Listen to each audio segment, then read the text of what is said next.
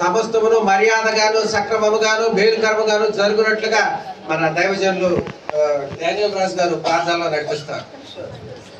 ప్రార్థన చేద్దాం. స్తోత్రం స్తోత్రం స్తోత్రం స్తోత్రం స్తోత్రం.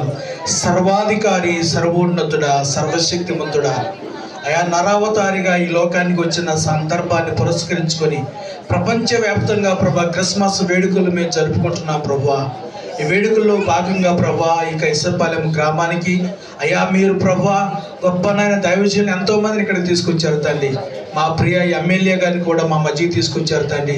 అయా పేదలకు సేవ చేయడానికి మంచి మనసున్న వ్యక్తిగా మీరు గుర్తించి వారికి తండ్రి చక్కటి అవకాశాన్ని మీరు కల్పించారని వారు స్వయంగా సాక్ష్యం చెప్పారు ప్రభువా. వారి జీవితంలో మీరు ఆశ్చర్యకార్యం చేయండి, ఆయుష్ని ఇవ్వండి ప్రభా, ఆరోగ్యాన్ని ఇవ్వండి ప్రభా.